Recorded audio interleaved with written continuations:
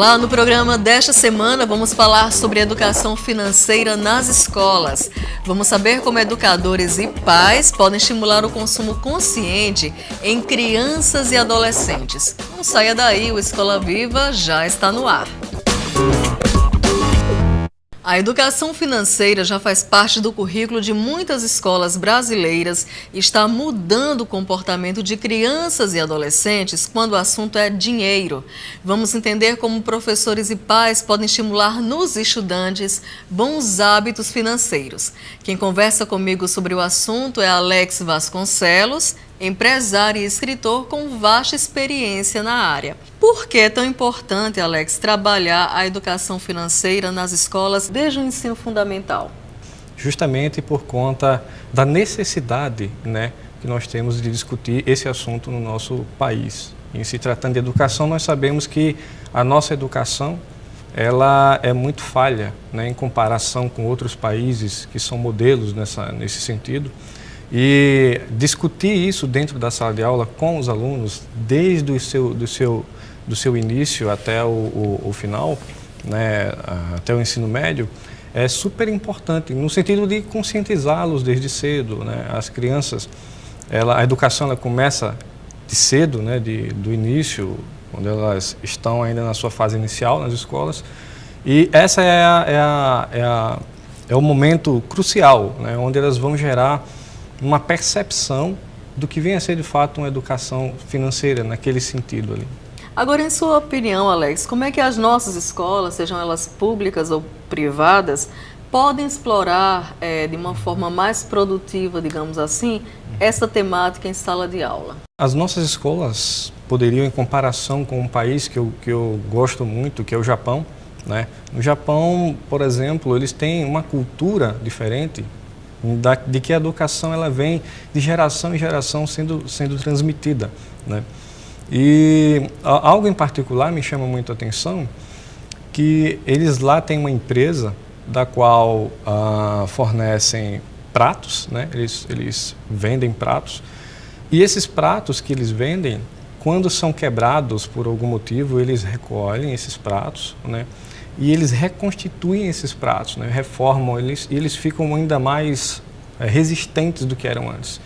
E eles afirmam que isso é uma cultura de reaproveitamento, de economia em si, daquela matéria-prima, daquele recurso que está ali, e também é uma filosofia de vida, da qual eles passam para as crianças e para as pessoas até sua vida adulta, enfim, o viés de que aquilo que um dia foi quebrado ressurgiu de uma forma mais forte, mais sólida. Então, o que eu acho muito interessante e o que falta aqui no nosso país são atitudes como essas. Nas escolas, às vezes, atitudes simples, dinâmicas, das quais você ensina uma criança a reconstruir um brinquedo. E não comprar um novo logo. Não comprar um novo logo.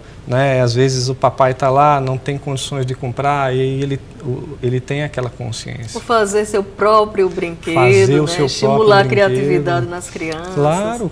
Tudo isso é questão de economia também, Sim, sem de dúvida. consumo consciente. Sem dúvida. Agora, você acredita, Alex, pelo que você tem observado, que os nossos professores estão preparados para este desafio, que é a educação financeira? Como é que, em sua opinião, eles podem abordar esses conteúdos que geralmente são chatos para as crianças, para os adolescentes, são enfadonhos, de uma forma mais lúdica? Sim, então, no caso dos professores é ainda mais delicado, porque a formação dos professores no Brasil, infelizmente, deixa muito a desejar. Isso está muito claro, isso está muito explícito para a sociedade, a qualidade do ensino nas escolas, que vão desde do seu início, infantil, até as universidades.